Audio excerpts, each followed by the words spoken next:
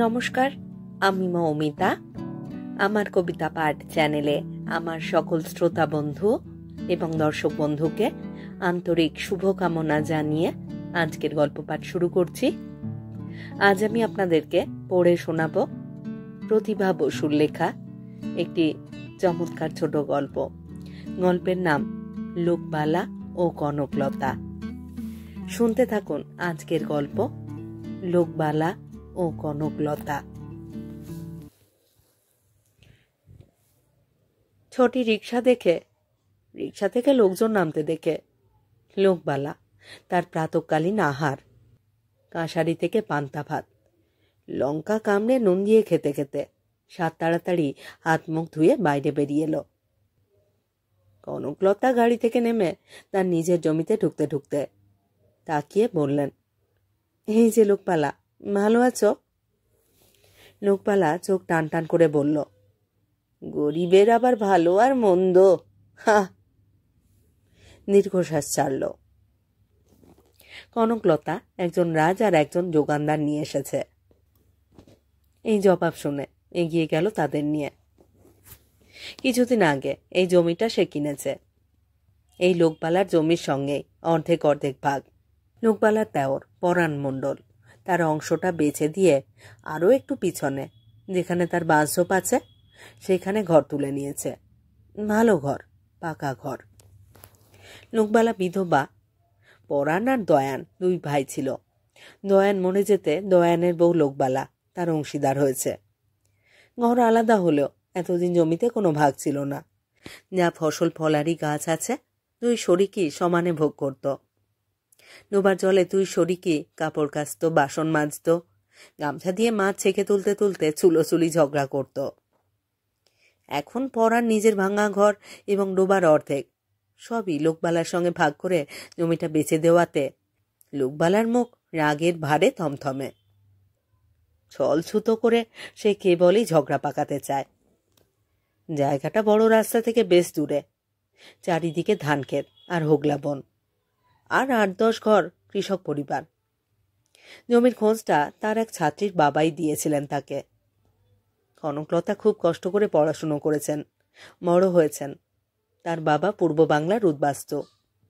যখন তারা মাদারীপুর থেকে পালিয়ে আসছিল, মা পথেই মারা যান। কোলের ভাইটিও মায়ের সঙ্গে সঙ্গেই পথেই গেছে। বাবা তাদের দুই বোনকে নিয়ে কোনো মতে চলে এসেছেন এপারে। তার লম্বা ইতিহাস বলে লাভ নেই। তখন কনকলতার বয়স ছিল 14। ফরিদপুর গার্লস হাই স্কুলের ক্লাস 8-এর ছাত্রী। ভালো ছাত্রী, মেধাবী ছাত্রী। ফার্স্ট ছাড়া সেকেন্ড হতো না। বাবা ছিলেন ছেলেদের স্কুলের মাস্টার। এই পতন তাদের পক্ষে যে কতটা দুরপনেও দুঃখ তার হিসেব নেই। কিন্তু নিশ্চেষ্ট থেকে মরে যায়নি তারা, বেঁচে উঠেছে। 14 বছরের কনকলতা এখন 32 বছরের হয়ে অর্থনীতিতে অনার্স নিয়ে বিএ পাশ করে 10 বছর যাবৎ সওদাগরি অফিসের কেরানি। নিজে বিয়ে করেনি, কিন্তু 4 বছরের ছোট বোন কমললতাকে বিয়ে দিয়েছে সে। কমললতা ভালো আছে, 2টি বাচ্চার মাও হয়েছে। কনকলতাও ভালো আছে তার বাবাকে নিয়ে এবং চাকরি নিয়ে। প্রথমে এসেই যে আত্মীয়টির বাড়িতে উঠেছিল, যিনি তার বাড়ি চিলেকুঠির ঘরখানা অল্প ভাড়ায় ভাড়া দিয়ে চিরকৃতজ্ঞ পাশে আবদ্ধ করেছিলেন, এখনও তারা সেই ঘরখানাতেই আছে।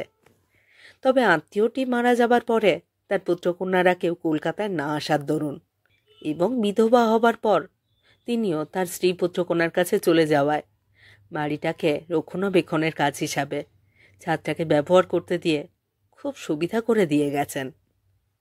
আগেও এই ছাদ ব্যবহার করতে তারা পেত না। অবশ্য অল্প ভাড়ায় ভাড়া দিয়ে আত্মীয়টি ঠকেননি, কেননা তার ফেল করা পুত্রকে বাবা বিনা পয়সায় পড়িয়ে পাশ করিয়ে সেটা পুষিয়ে দিয়েছেন। কলকাতা শহরে একজন শিক্ষক রাখতে যে সম্মান মূল্য দিতে হয়, সেই তুলনায় ঘরের ভাড়া বেশ বেশিই ছিল। যাই হোক, মাদারীপুর। কনকলতার বাড়িটা খুব সুন্দর ছিল। আইডল নদীর কাছে, আম, জাম, কাঁঠাল, কলার বাগান ঘেরা। বাড়িখানা ছবির মতো দেখাতো। কনকলতা এখনো সে বাড়ি ভুলতে পারেনি। এখনো সেই বাড়ি তার স্বপ্ন। ছোট বয়স থেকে সে ভেবে এসেছে, যদি সে কোনোদিন বড় হয়, টাকা জমাতে পারে, প্রথম সুযোগেই একটা জমি কিনবে, তারপর ঠিক মাদারীপুরের মতো করে একটা বাড়ি বানাবে। এই জমি কেনা তারই ভূমিকা। 10 বছর সে শুধু আপিসের চাকরিই করেনি, বাড়ি বাড়ি ঘুরে প্রচুর টিউশনি করেছে। প্রথম থেকেই তার টিউশনির অভ্যাস, ভালো পড়ায়, ভালো বোঝায়। তার হাতের কোনো ছাত্রছাত্রী কোনোদিনই ফেল করে না। অভিভাবকের পক্ষে আর কি চাই? তাই টিউশনির অভাবও কোনোদিনই হয়নি। বাবাও টিউশনি করে 2 কন্যা নিয়ে মহাসংকটের দিনগুলো পার করে দিনের দেখা পেয়েছিলেন। এখন অবস্থা ফিরেছে। ধাপে ধাপে উঠে উঠে চাকরিতে খুব উন্নতি হয়েছে কনকলতার। মাইনে বেশ ভালো। দুঃখে দৈন্যে সুখে ভগ্নস্বাস্থ্য বাবাকে এখন আর কাজ করতে দিতে চায় না। তবু বাবা বসে থাকেন না, কিছু না কিছু করে টুকটাক নিজের হাত খরচাটা চালিয়ে নিতে পারেন। বাড়ির এই এঁদো ঘরটা এখন ছেড়ে দিয়ে তারা অন্য একটা ভদ্র বাড়িতে যেতেই পারত। অ্যাসবেস্টসের গরমে গ্রীষ্মকালে যখন ছটপট করে, তখন যে এই কথাটা খুব বিশেষভাবেই ভাবেন না তা নয়, কিন্তু তারপর নানাটা ভেবে আবার থেমে যায়। রাত্রিবেলা বাবাকে তালপাতার পাখা দিয়ে বাতাস করতে করতে বলে, এই দুঃখ আর আমাদের বেশি দিন থাকবে না বাবা। আমি জমির খোঁজ করছি, একটু ভিতরের দিকে, গ্রাম ঘেঁষে গেলে সস্তাও পাবো, আবার নিরিবিলিও পাবো। বাবা অবাক হয়ে বলেন, জমি কিনবি কি রে? এই কি তোর মাদারীপুর? এ হলো কলকাতা, এখানে জমি ছোবো আমরা? পাগল নাকি? বরং আয়, ওদের এই চিলে কোঠাটা ছেড়ে দিয়ে একটা ভালো ঘরে যাই। কনকলতা বলে, জমির বিষয়ে তুমি যা বললে, বাড়ি বিষয়ে ওই একই কথা। বাড়ি পাবো কোথায়? এই পাড়াটা ভালো, শহরের কাছে, আর ছোটবেলা থেকেই আছি, সবাই চেনে। টিউশনি পাই কত, কত সুবিধে বলো বাবা। এখন কোথায় গিয়ে বাড়ি খুঁজবো বলো? বাবা বলেন, তা ঠিক। এই কনকলতাই অবিশ্রান্ত খোঁজে থেকে থেকে শেষে সত্যি ভীষণ সস্তায় এইখানে এই জমিটা পেয়েছে। তখনও পর্যন্ত শহর দৈর্ঘ্যে প্রস্থে এতটা প্রসারিত হয়নি। যোধপুর পার্ক পর্যন্ত ছিল এদিকের দক্ষিণ প্রান্ত। যাদবপুরের অতিকটা অবশ্য রিফিউজিদের রাজত্ব। এদিকটায় ও ততটা আসেনি। এদিকটায় বেশি ডাঙা মাটির প্রান্তর ছিল না, দিগন্তব্যাপী ধানক্ষেত আর ধানক্ষেতের মালিকেরা। আরও ভিতরের হুগলা বনগুলো ছিল মুসলমানদের এলাকা। সেখানে গেলে আরও সস্তায় এই জমির চেয়ে বেশি জমি পেত, এর চেয়ে কম দামে। কিন্তু মুসলমানদের জমিতে ভাগ থাকে অনেকের। লোকেরা বলে ওদের মুরগিরও অংশ থাকে সেখানে। ভয়ে ভয়ে কেনেনি। গোলমাল বেরুলে তখন সামলাবে কে? মানুষ তো সে একা। তার বাবার অত জমি বাড়ি পাই নেই। তিনি বলেন, যা গেছে তার ফিরে পাবো না, ওসব থাক, বরং পারলে একটা ভালো ঘরই ভাড়া নেওয়া যাক। এখানে জমি আছে 6 কাঠা, ডোবা আছে 4 কাঠা। সর্বশান্ত হয়ে এই জমিটা কিনে আনন্দে আত্মহারা বোধ করে কনকলতা। এই মাটিতেই তার গড়াগড়ি দিতে ইচ্ছে করে। প্রতিবেশী কৃষক পরিবারগুলোকে পৃথিবীর সবচেয়ে আপন মানুষ বলে মনে হয়। তার বাবাও ভীষণ খুশি, কিন্তু মেয়েকে কিছু সাহায্য করতে পারেন না। স্বাস্থ্য একেবারে ভেঙে গেছে, বাড়ির মধ্যে শুয়ে বসে দিন কাটে। কনকলতা সারা সপ্তাহ চাকরি করে বেশি আসতে পারে না এখানে, তবু রোববারের সকালে সে আসেই। ঝোপঝাড় জঙ্গল পরিষ্কার করায়, বাগানের ছক কাটে, ডোবার জলে কিছু মাছ ছাড়বার পরিকল্পনা করে, আর বাড়ির প্ল্যান করে। কিন্তু বাদ সাথে লোকবালা, সে সব সময় এই জমি দিয়েই তার নিজের ডোবায় যাবে। প্রয়োজন মতো এই জমি থেকেই কনকলতার লাগানো লাউ কুমড়োর ডগা কেটে নিয়ে যাবে। সজনে গাছ থেকে সজনে পারবে আঁকশি দিয়ে। নিজের কুল গাছ আছে, তবু এই জমির কুল গাছ থেকে হারিয়ে নেবে সব কুল। বারণ করলে শোনে না, গালাগাল দেয়। কনকলতা শেষে একদিন ট্যাক্সি করে বাবাকে নিয়ে এসে মাটির ঘরে বসিয়ে একটা বেড়া দিয়ে নিয়েছিল। পাতলা ছিপছিপে অল্প বয়সী একটা মেয়েকে লোকবেলা যে গ্রাহ্য করে না সেটা বুঝেই বাবাকে এনে বসিয়েছিল সে। ঠিকই কাজ হয়েছিল তাতে। সেদিন লোকবেলা বেরোয়নি ঘর থেকে, কিন্তু বেড়া সে কয়েকদিনের মধ্যেই ভেঙে ফেলে আবার পথ করে নিয়েছিল। তাই এবার কনকলতা ভেবেছে দেওয়াল দিয়ে নেবে, আর সেই লোকজন নিয়েই এসেছে। 3 দিন গুড ফ্রাইডে ছুটি পেয়েছে। এই 3 দিন এসে এসে এই কাজটা সেরে নেবে। মাটি খুঁড়ে ইট পাততে দেখে লোকবালা বলল, কি করাচ্ছ গা ওদের দিয়ে? কনকলতা বলল, একটা দেয়াল তুলে নেব ভাবছি। কেন? বাগান টাগান করা যায় তাহলে, নয়তো গরু ঢোকেছে। বেড়া তো দিয়েছিলে। থাকে না, ভেঙে যায়। ও বাবু, বুঝি আমি ভেঙে ফেলি না? কনকলতা বোঝে এগুলো ঝগড়া বাঁধাবার ফন্দি। এখানে যখন জমি কিনেছিল তখন কতই না বন্ধু ভেবেছিল ওদের। ভেবেছিল গ্রামের লোক কত সরল হবে, সহৃদয় হবে। তাই জমি কিনেই সেই ঘরে ঘরে গিয়ে আলাপ করেছে। বয়স অনুপাতে দাদা, মামা, কাকা, ভাই বলে ডেকে আত্মীয়তা পাতিয়েছে। কিছু লাভ হয়নি। সকলেই মোটামুটি বেশ সচ্ছল। খাওয়া পড়ার অভাব নেই। এক একজনের তো প্রচুর জমি, প্রচুর ধান। ছেলে মেয়েদের স্কুলে পাঠাচ্ছে। জোয়ান ছেলেগুলো সরু প্যান্ট আর সিনথেটিক কাপড়ের শার্ট পরে কলার উঁচিয়ে যথেষ্ট মস্তানি করছে। রাজনীতির হাওয়াও বেশ লেগেছে গায়ে। অনেক বুলি ঝাড়তে শিখেছে। জায়গাটার নাম পাটুলি। গড়িয়াহাটা মোড় থেকে বাসে মাত্রই 15-20 মিনিটের রাস্তা। এখন অবশ্য সে জায়গা আর চেনা যায় না। শহর বেড়ে বেড়ে তারও পরে আরও কত দূর চলে এসেছে। কিন্তু তখন একেবারেই নিবিড়, নিশ্চিদ্র গ্রাম।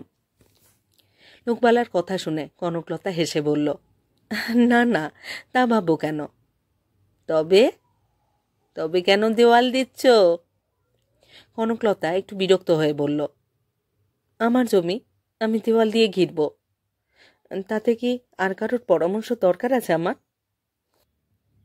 মরু টান করে কোমরে হাত দিয়ে দাঁড়িয়ে লোকবালা বলল, আমাদের গ্রামের কেউ কারোর বাড়িতে দেওয়াল দেয় না। না দিলে আমার কি করবার আছে? আমি দেওয়াল দেব। কথাবার্তা সেখানেই ক্ষান্ত দিয়ে কনকলতা মাটির ঘরের ভিতরে ঢুকে গেল। জমি কিনেছে পর থেকেই এলেই এই এক অশান্তি। সমস্ত সম্বল খুইয়ে জমিটা কিনেছে সে। এর পিছনে যে তার কত পরিশ্রম, কত মনোযোগ আর কত ত্যাগ আছে ভাবাও জানে না সে কথা। বাড়িটা না তোলা পর্যন্ত সেই ঘর্মক্ষরণের বিরতিও হবে না। এখন যদি এরা এরকম শত্রুতা করে তবে তো বড় মুশকিল। বিকেল পর্যন্ত কাজ হলো সেদিন। এই যে বসে থেকে সব করিয়ে মিস্ত্রিদের বিদায় দিয়ে তারপরে 15 মিনিট কাঁচা পথ ধরে হেঁটে বড় রাস্তায় এসে নিজের বাস ধরল। লোকবালা আর কোনো গোলমাল করল না। মাটি খুঁড়ে ইট পেতে মাত্র 1 হাত উঁচু দেওয়াল উঠল। রাজ বলল, আজ মাটি খুঁড়ে ইট বসাতে দেরি হলো তো, কাল ধাঁধা করে উঠে যাবে কোমর তক। কনকলতা বলল, পরশুর মধ্যে কিন্তু শেষ করতেই হবে। মিস্ত্রি বলল, ও নিয়ে আপনি ভাববেন না দিদি, আমি সব শেষ করে দেব। সেই মতো পরের দিনও এসে বসল কনকলতা। মিস্ত্রিটাও এসে কাজে হাত দিল। সত্যি সত্যি অতি দ্রুত উঠে যেতে লাগলো দেওয়াল। সে পেয়ারা তলার ছায়ায় বসে উপন্যাস পড়তে পড়তে তন্ময় হয়ে গেল। হঠাৎ খেয়াল করল দেওয়ালের ওপিঠে লোকবালার জমিতে মধ্যবয়সী ও ছোকরা বয়সী জোনা 6 লোক এসে দাঁড়িয়েছে। এদের সকলকেই চেনে কনকলতা, এরা তার প্রতিবেশী। লোকবালা কেঁদে ভাসিয়ে দিচ্ছে তাদের কাছে। তারা বলছে, কাঁদছ কেন? উড়ে এসে জুড়ে বসলেই হলো, যা খুশি তাই করতে চাইলেই হলো না? এই মিস্ত্রি, কাজ বন্ধ করো, দেওয়াল ভাঙো। চমকে উঠে দাঁড়িয়ে কনকলতা বলল, সে কি, কাজ বন্ধ করবে কেন? দেওয়াল ভাঙবে কেন? দেখুন, 40-42 বছর বয়স্ক সুরেশ মণ্ডল এগিয়ে এসে বলল, যদি ভেবে থাকেন ছোট পয়সা থাকলে জুলুম করা যায়, তাহলে খুব ভুল করেছেন। এই সুরেশ এই পাড়ার প্রধান ব্যক্তিত্ব। তিনি পার্টি করেন, দূরে দূরে ঘুরে ছেলে খেপান। 85 বিঘা জমির মালিক। সুরেশ তেরচা করে তাকালো। যতটা সহ্য করা যায়, যতটা ভালোভাবে থাকা যায়, যতটা ভদ্রতা করা যায়। জমি কেনবার পর থেকে এই 10 মাস সব করেছে কনকলতা।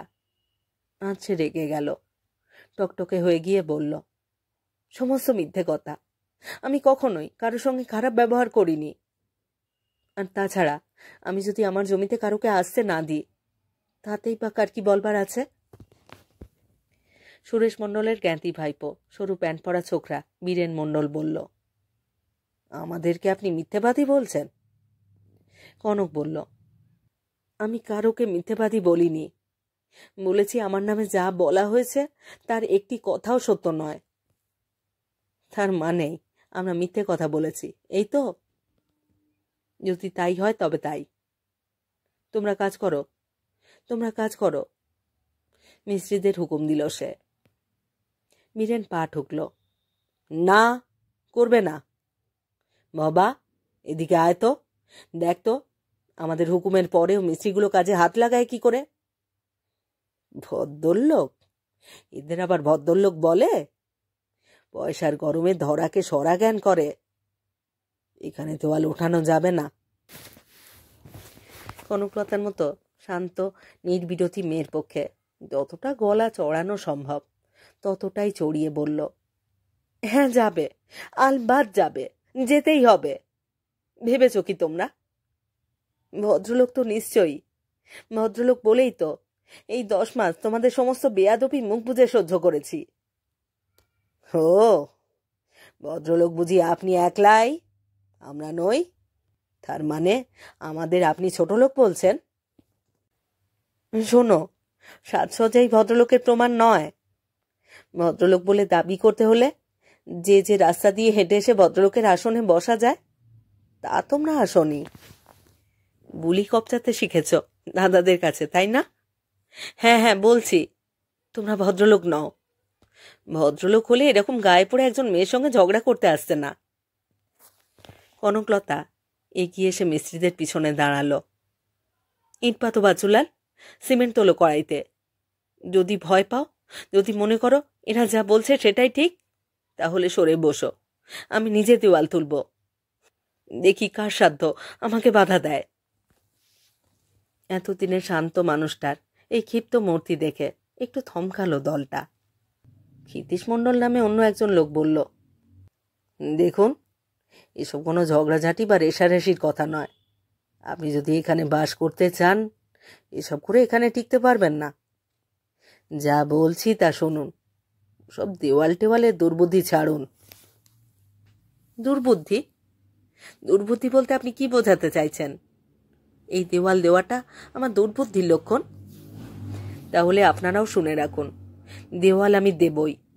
তার জন্য যতদূর যেতে হয় যাব আমি। আপনারা কেউ আমাকে ঠেকাতে পারবেন না।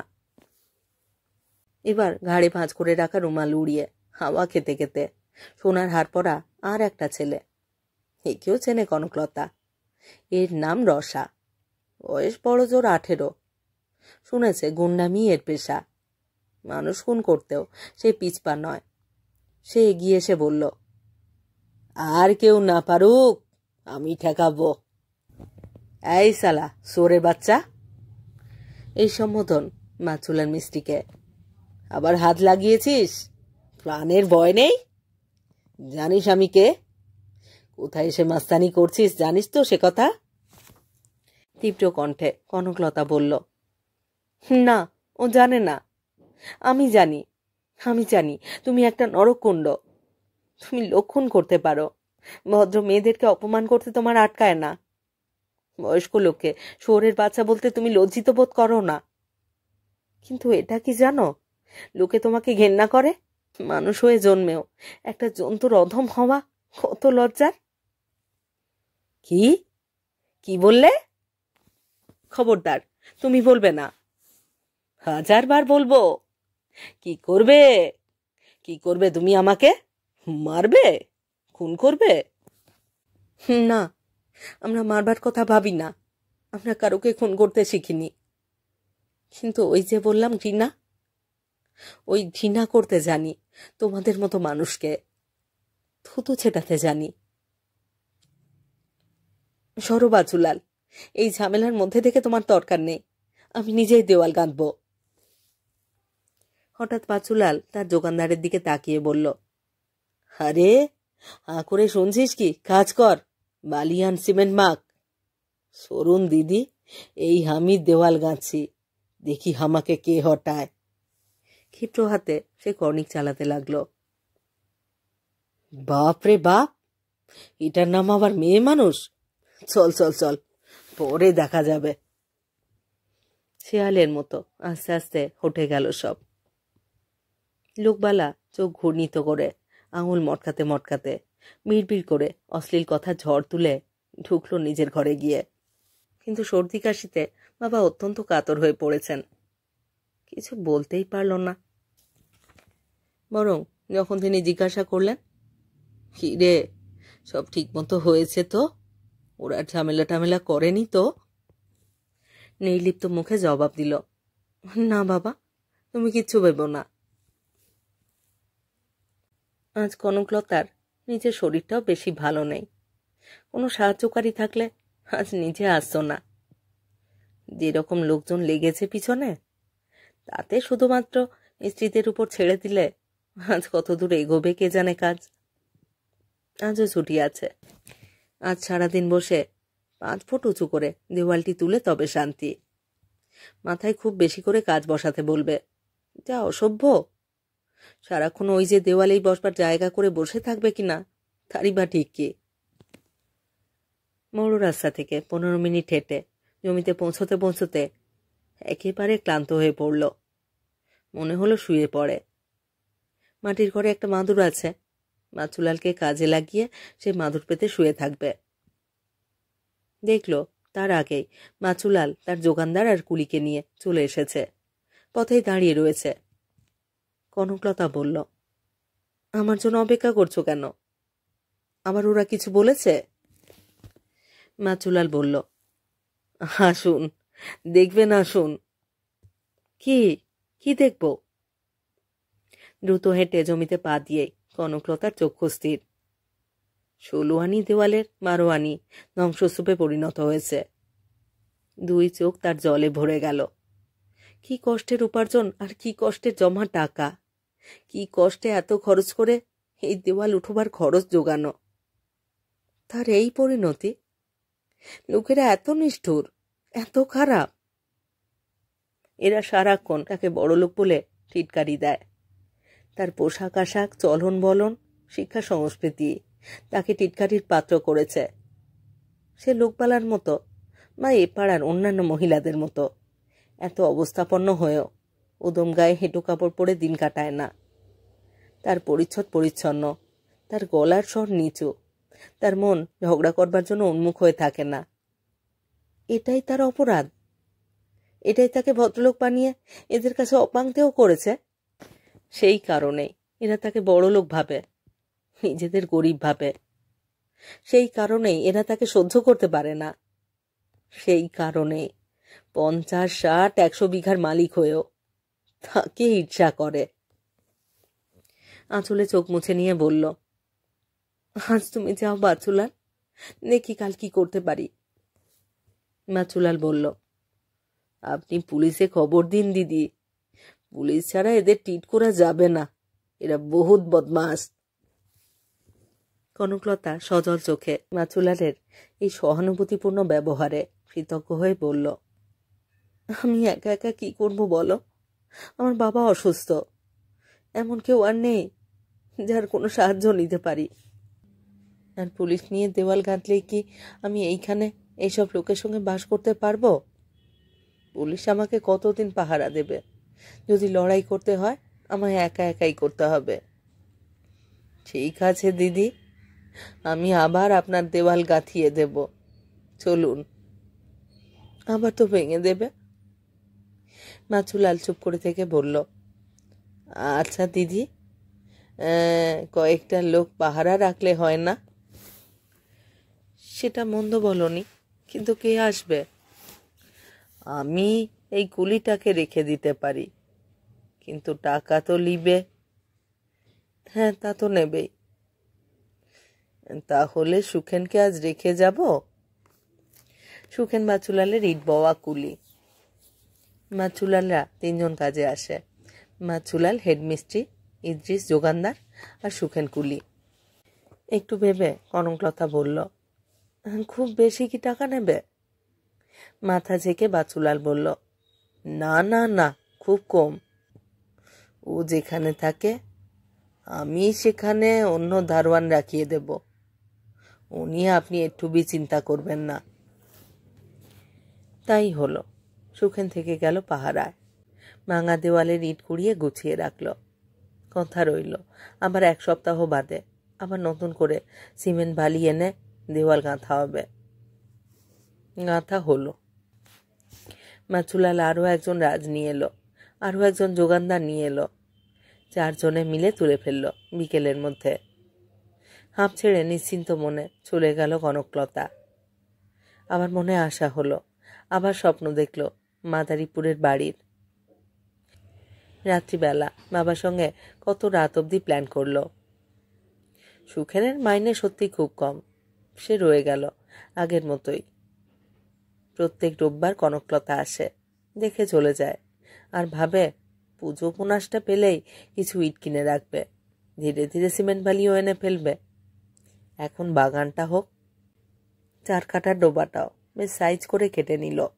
মাছও ছাড়ল। তেলাপিয়া। সবাই বলে তেলাপিয়া নাকি অজস্র হয়, যত্ন লাগে না। তবে তেলাপিয়া থাকলে অন্য মাছ থাকতে পারে না। কি মাছই বা আছে? সামনেই বর্ষাকাল, তখন না হয় তুলে অন্য মাছ ছাড়া যাবে। কিন্তু কিছুদিনের মধ্যেই আবার এক হুলুস্থুলু কাণ্ড। লোকপালা দাবি করেছে সীমানার আম গাছটা তার। সেটা বেআইনিভাবে নিজের ভিতরে নিয়ে তার জমি জোচ্চুরি করে দখল নিয়েছে কনকলতা। হয় পাঁচিলটা ভেঙে আম গাছটা তার দিকে দিতে হবে, নয়তো সে মামলা করবে। কনকলতার চোখ ছানা বড়া। মামলা? এইসব গ্রামের লোকের সঙ্গে মামলা? আবার তাই নিয়ে শুরু হলো ঝগড়া, অশান্তি। রোজ সুখেন একটা না একটা নালিশ নিয়ে এসে হাজির হয়। কোনদিন দেওয়াল টপকে এসে তার গাছ উপড়ে দিচ্ছে, কোনদিন জবরদস্তি করে মাছ তুলে নিচ্ছে। তারপর একদিন বেধড়ক মারল তাকে। লোকজন নিয়ে এসে লোকবেলা আম গাছটা কাটছিল। সুখেন বাধা দিয়েছিল। পাড়ার সবাই মিলে মেরেছে তাকে। এবার বাবাকে নিয়ে সে থানায় গেল। পুলিশ নিয়ে জমিতে গেল।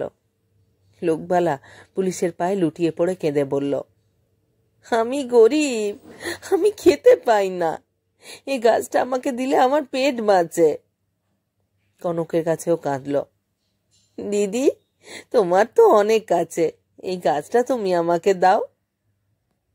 তার বাবার পা জড়িয়ে ধরেও কাঁদল। পুলিশ বলল, যাগে দিয়ে দিন গাছটা, সত্যি তো গরিব, সামান্য একটা গাছ বই তো নয়। ওটা নিয়ে যখন ওর এত তখন দিয়ে দিন, দিয়ে মিটিয়ে নিন। বাবাও বললেন, হ্যাঁ রে, বড্ড গরিব, সামান্য একটা গাছ নিয়ে আমাদের লড়াই করা সাজে না। আর তার জন্য তোকে যদি দেওয়ালটা সামান্য একটু ভেঙে সরিয়ে দিতে হয়, কিছুটা জমি ওকে ছেড়েই দিতে হয়, তাই দে, সুখের চেয়ে সোয়াস্তি ভালো। কনকলতা কিছু বলল না। প্রথমটায় লোকবালার অভিনয় দক্ষতা দেখে অবাক হলো, পরে লজ্জা পেল। পরে মনে হলো অভিনয় বা ভাবছে কেন, সত্যি তো ভীষণ গরিব। স্বামী নেই বেচারার, ছেলেও নেই, কে রোজগার করে খাওয়াবে? 3টে মেয়ে, কবে বিয়ে হয়ে চলে গেছে শ্বশুরবাড়ি। মায়ের দিকে ফিরেও তাকায় না। বাজারে গিয়ে শাকসবজি বিক্রি করে কি বা পায়, তাতে কি চলে? আম গাছটাতে আম হয়েছে অজস্র। বোধহয় ভাবছে গাছটা পেলে আম বিক্রি করেও হয়তো সামান্য বেশি রোজগার হবে। যে মাটির ঘরটায় লোকবালা থাকে, তার যা হাল, মানুষ বসবাসের অযোগ্য। চাল ফুটো, বেড়া ফুটো, দেওয়াল ভাঙা, আছেটা কি? কনকলতা তাকে জবে থেকে দেখছে। ওই তো দুটো মোটা খাপি, হাঁটুর কাছে তোলা সাদা থান, গায়ে জামার বালাই নেই, পায়ে জুতোর বালাই নেই। তার সঙ্গে সামান্য একটা আম গাছ নিয়ে যুদ্ধ কি মানায় কনকলতাকে? পরের সপ্তাহে এইসব চিন্তা করে আম গাছটা তাকে দিয়ে দেবে ভেবেই এলো। এও ভাবল তাকে ডোবাটাও দিয়ে দেবে। তার কি হবে ওটা নিয়ে? বরং লোকপালা নিজের ডোবাটার সঙ্গে যোগ করে একটা বড় পুকুর হলে ওর লাভ হবে। কিন্তু জমিতে ঢুকে হঠাৎ যেন জমিটা অনেক বড় মনে হলো, অনেক ফাঁকা। তারপরেই বুঝল আম গাছটা নেই। ওরকম অজস্র ফলনদার বিশাল মোটা আম গাছটা একেবারে গোড়া শুদ্ধ মুড়িয়ে কাটা। ছ্যাঁত করে উঠল বুকটা, স্থানুর মতো দাঁড়িয়ে গেল। মার খেয়ে পালিয়ে গেছে সুখেন। যার কাছ থেকে জমি কিনেছে লোকবালার সেই দেওর, পরাণ মণ্ডলের ছোট ছেলে, সঙ্গে সঙ্গে এসে বলল, জানো তোমার গাছটা না যেটি বিক্রি করে দিয়েছে কাল। কত আম! সদরে সেই কাঁচা আমগুলো বিক্রি করলো, আবার আমাদের একটাও দিল না। অনেক টাকায় গাছটা বিক্রি করলো। পরাণ মণ্ডল লোকবালার পক্ষে নয়, তাই তার ছেলেও নয়। হতভম্ব হয়ে কনকলতা কি বলবে কি করবে ভেবে পেল না। তার ভদ্রমন আর ঝগড়া প্রবৃত্ত হতে সাহস পাচ্ছিল না। এর মধ্যেই ঘরের ভিতরে লোকবালার আর্ত চিৎকারে চারপাশের বাড়ি থেকে তাদের সব জ্ঞাতি গোষ্ঠী যে যেখানে আছে ছুটে এলো। কি হলো কি হলো, এই রব সকলের মুখে।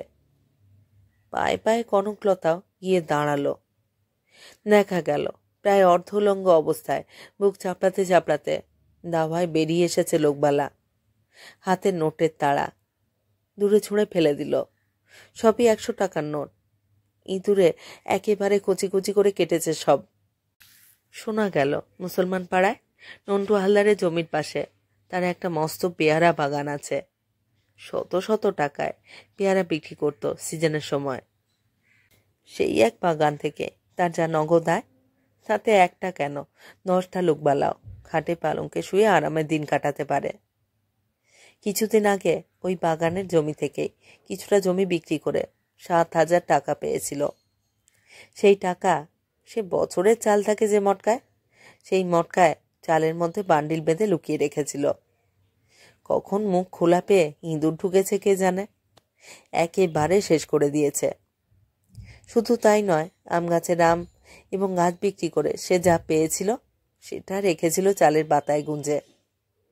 3 দিন আগে ধুমধাড়াক্কা বৃষ্টি হয়ে সে টাকাও ভিজে নেতা। মরা কান্না কাঁদতে কাঁদতে দুঃখের চোটে বলে ফেলল, আর মাত্র 1 বান্ডিল টাকা ছাড়া তার আর কিছুই রইল না। অবশ্য সেই বান্ডিলে কত টাকা তার সংখ্যাটা জানা গেল না, কেননা অসাবধানে বলে ফেলেই জিভ কেটে এই বলে কাঁদতে লাগলো, ওরে আমার বাবা রে, আমার তো কিছুই নাই রে, এখন আমি কি করি? কি করি? গরিব লোকবালার কান্না শুনতে শুনতে বড়লোক কনকলতার মনে হলো, আজ বাবার একটা ওষুধ কিনতে হবে, যার দাম 10 টাকা। মাসের শেষ, কনকলতার এখন 10 টাকা খরচ করবার সামর্থ্য কোথায়? মাইনে পেতে আরো 3 দিন বাকি।